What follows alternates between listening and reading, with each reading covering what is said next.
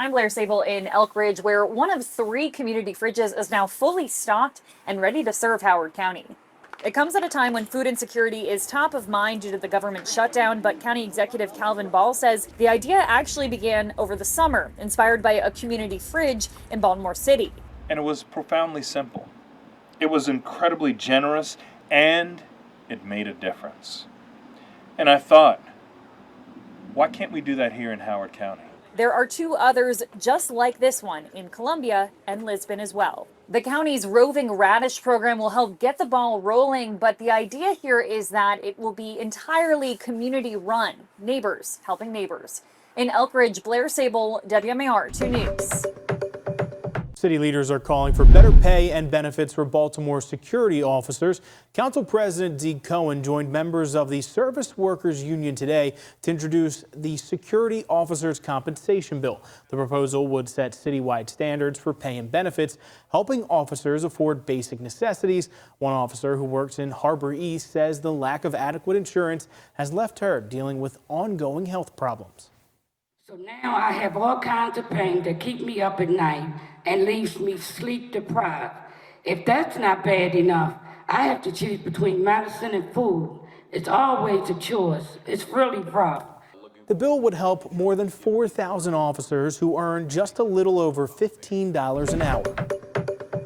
I'm Jack Watson in Odenton. State leaders want more development around MARC stations like this one, and that includes plans for over 500 new units of housing near the Odenton MARC station. At the stop today, leaders said Homes for America and Questar Properties would work to make the plans a reality. They would turn a 10-acre parking lot into 500 new housing units, including 100 affordable ones, a parking garage, and 30,000 square feet of retail space. Through transit-oriented development, we are working to transform areas around transit stations into dense, vibrant, connected communities. With new housing and retail, these transit-oriented developments will deliver additional affordable places to live and grow the state's economy. And all of this will be centered around safe, reliable, and accessible transit. Leaders expect to break ground next year and say the project will generate $270 million in tax revenue for the state and Anne Arundel County over 30 years. In Odenton, Jack Watson, WMAR-2 News.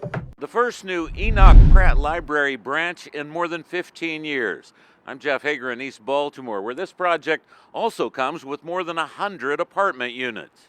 What began with 42 vacant lots last year has culminated in the Enoch Pratt Free Library's first new branch in 15 years, with more than 100 mixed-income apartments adjoining it.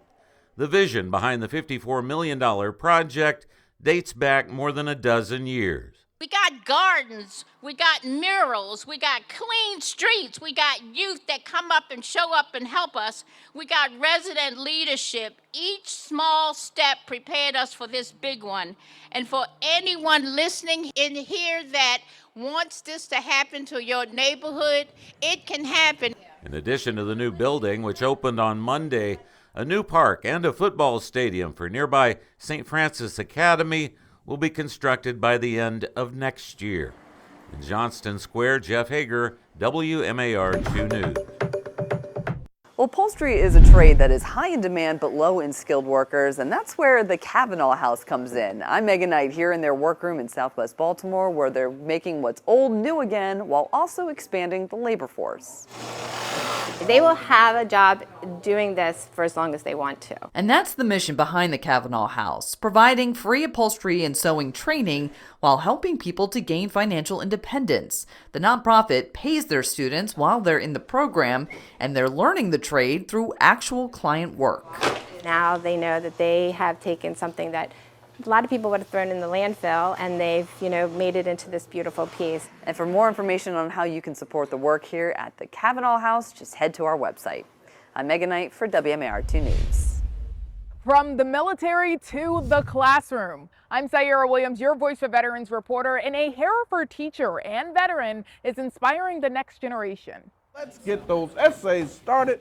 At Hereford High School, history isn't just a subject, it's a story lived every day. Army veteran Marcus Robinson traded his fatigues for a classroom after serving 20 years in the military. It's lived. Meet Marcus Robinson, a U.S. Army veteran. He once operated Patriot missiles. Now he guides students through U.S. history and AP African American studies. Being a teacher was always Robinson's passion, but he put that dream on hold after 9/11 attacks called him to serve. The discipline, structure, and preparation learned in service now fuels his lessons. Robinson says teaching is just another way to serve, helping shape young minds while honoring the values that shaped his own. In Hereford, Sayera Williams, WMAR-2 News. When you looked at the Baltimore Ravens schedule, many people felt this was the portion of it where they could go on a heater. And after Sunday's 27-19 victory against the Minnesota Vikings, they are now on a 3-game win streak, improving to 4-5 on the year through the first 10 weeks.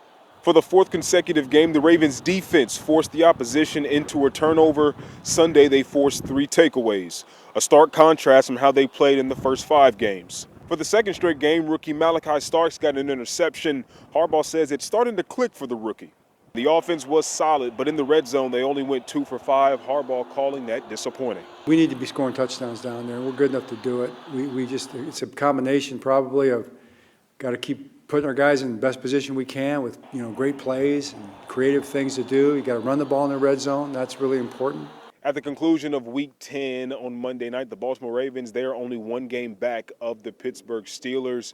They will look to improve and get to 500 this weekend with the matchup on the road against the Cleveland Browns. Reporting in Owings Mills, I'm Xavier Wary, WMAR-2 News.